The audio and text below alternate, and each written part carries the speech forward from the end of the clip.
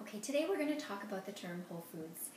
We use the term whole foods quite often in our children's workshops and even in our parent eat and learn workshops. So sometimes I think we take it for granted that everybody understands what that means. So I'm just going to give a really quick talk about what whole foods are. Whole foods basically are foods that have been minimally processed. Essentially everything from the refining process to how they're even prepared and cooked. I like to think of it basically as the way nature has grown the food and it's left in its whole form, so intact in its whole form, hence the term whole foods. Okay, so what's the big fuss about whole foods? So, if I'm eating apple pie, for instance, technically it's made out of apples, right? So am I not getting the inherent nutrients in an apple? Same when I'm talking about fruit juices.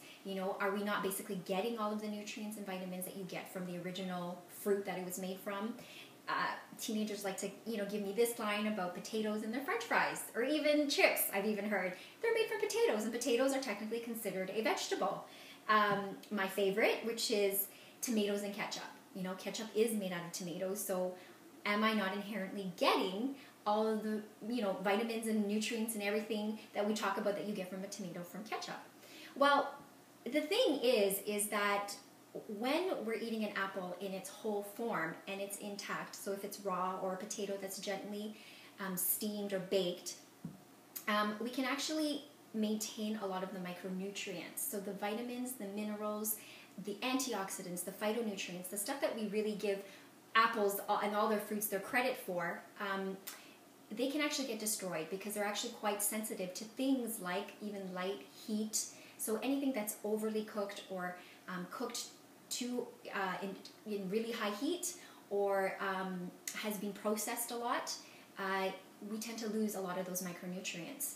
On top of that, for instance, in ketchup, we're also getting a lot of things that we don't necessarily want that we wouldn't have in the whole food. So we get sugar, we get preservatives, we get additives, we get a whole slew of things that aren't in our original tomato, in its original form. So at the end of the day, no matter how advanced nutritional science has become in, first isolating and then identifying, let's say, the vitamin C, in an orange, and then perhaps taking that and putting it into a pill, or fortifying foods that have either been stripped originally of their vitamin C or just have no vitamin C in it to begin with. When you're eating the orange in its whole form with all the fiber, all the vitamins, all of the antioxidants in it, they're actually working synergistically together in a way that we really cannot emulate in a lab. So to me, that really defines what the power of eating a whole foods based diet is. So for me, a good rule of thumb is, at the end of the day, if I'm eating something and I can't really tell what it was in its original whole food form, it's probably not a whole food.